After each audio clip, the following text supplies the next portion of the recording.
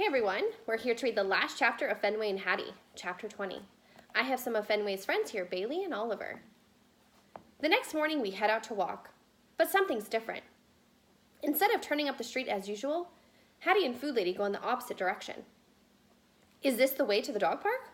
My nose gets busy sniffing for clues. And right away, I find some. In the grassy park next door, I smell Golden Retriever and another breed I can't quite identify. Goldie? Patches? Is this where they live? My tail starts going berserk, and with good reason. Hattie and Food Lady turn into the front walkway. I pull them toward the house. The door opens and out steps Muffin Lady, an angel, and more good news. Goldie and Patches on leashes. Wowee! My whole body wiggles with excitement. Sup, ladies, I say. Our nose and tails go wild with friendly greetings. I almost can't believe it, Goldie says as we bound down the porch steps. Angel's coming on a walk with us after all this time. I am so full of hope, Patches says in her lovely voice. Maybe our precious Angel isn't lost to us after all. Never lose hope, I say proudly. I didn't, and now I have my Hattie back. What could have happened, Goldie says. Get this, I say. Turns out she was changing all right into a squirrel. Horrors, the ladies gasp. Yeah, it was pretty frightening. But luckily, I saved her in the nick of time. You saved her? Goldie says. What did you do? Patches says. It was nothing, just doing my job. Tell us, Patches says. Let's just say I can be pretty ferocious when I put my mind to it. Goldie looks like she wants to disagree, but thinks better of it. Wow. Fenway, Patches says in her loveliest, most admiring voice, you're a hero. Aw, shucks. The humans get busy yapping as we head into the street. Goldie and Patches do not think this is a bad idea, and I confess, I'm getting used to it. The humans turn and go in our usual direction. I hope the ladies don't think we're headed somewhere. I'm tempted to tell them the bad news that we're not going anywhere cool like the dog park, but I don't want to spoil our perfect day. As we stroll up the street, I can't help thinking this is the way it should be. Walking together like family. We're in the zone, ears back, eyes straight ahead. Except for the humans who are chatting, not looking where they're going, and dragging on the leash. In other words, not behaving at all. But somehow, it's okay. When we pass by the grassy park with the perfectly still dog, he's still there. Ears perked high, gaze fixed.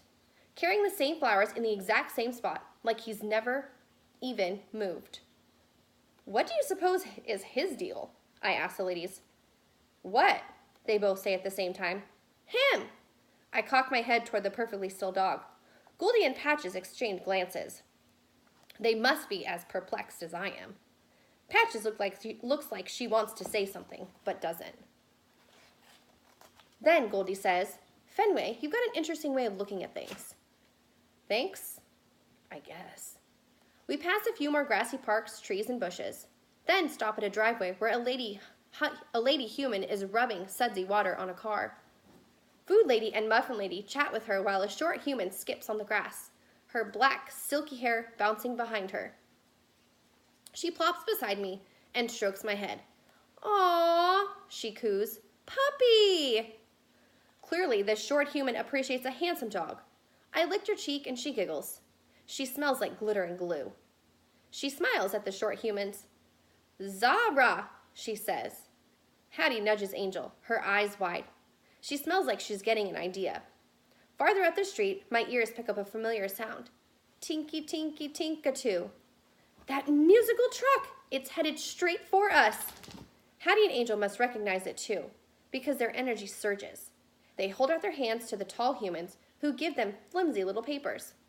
Hattie and Angel bounce on their toes, eagerly awaiting the truck's arrival. Obviously, they are ready to confront the monster like a couple of ferocious dogs. I guess they've been inspired by a certain canine hero. But can they handle this evil on their own? I hardly have time to decide. The musical beast appears, its tinkly voice blaring. Go away, you nasty truck! I bark, leaping and thrashing wildly. If the leash weren't holding me back, Fenway! Hattie shouts. She's pushing her palm toward the pavement. Down! I know this. I drop to the ground and lie at her feet. Hattie pats my head, her body radiating total happiness. Good boy, she says. She sounds deliciously wonderful, like the treat that sails into my mouth. The ladies look on, impressed. What can I say? And the short humans are just as successful in getting what they want. Clearly intimidated, the evil human disappears from the truck window and then returns with ice cream, which Hattie and Angel snatch right out of his hands. That's my girls. As we watch the musical truck cruise off into the distance, I sidle up next to Hattie. Thankfully, I don't have to wait long. A nice glob drops right in front of my paw. Slurp! Vanilla. Back at home, another amazing thing happens. Me and Goldie and Patches head through the side gate and into the dog park. Hooray! Hooray! I romp with the ladies, tumbling and tussling and chasing for a long, long time. It's the most fun at the dog park ever. Eventually, we flop down in the cool grass for a rest. I lay my head next to Patches. She licks my nose. I'm considering a well-deserved snooze when sounds from the front of the house. Short, human sounds. The ladies spring up. We all flock to the side gate to investigate. The short human we met on our walk is skipping up the driveway, a sparkly headband on her head. Hattie and Angel are rushing to greet her.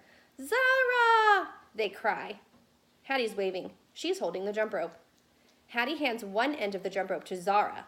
Angel goes to take the other, but then shakes her head, a huge grin spreading across her face.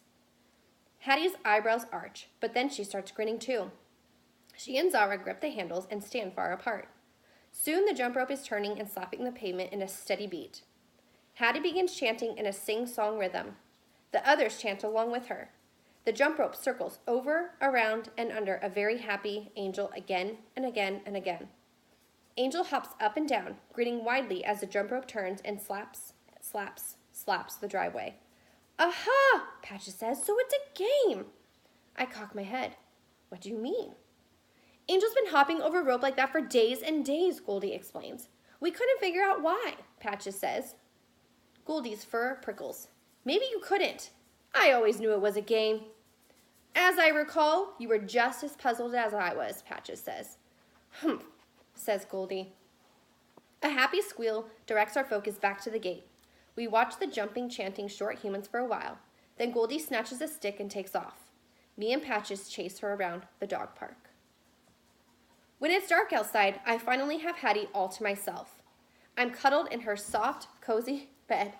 She kisses my brown paw, then my white paw. She showers my neck with kisses. I slobber her cheek and she giggles. Hattie brushes my fur and sings, best buddies, best buddies. It is the happiest moment ever. Me and my Hattie are together forever, and nothing can come between us. Sighing with contentment, I close my eyes, and then I'm sprawled out in the soft and cozy grass. Chipper, chatter, squeak! An evil squirrel climbs over the fence, his sharp, jewelly fangs glistening in the moonlight. I sprint after him. Chipper, chatter, squawk! It's called a dog bark for a reason, I bark. He scurries toward the back fence, where Hattie is crouched in the grass, her arms wide open. Watch out, Hattie, I bark. But it's too late. That evil squirrel jumps right into her arms. Aw, she coos, caressing his bristly fur. He chippers softly and snuggles against her neck. No! No!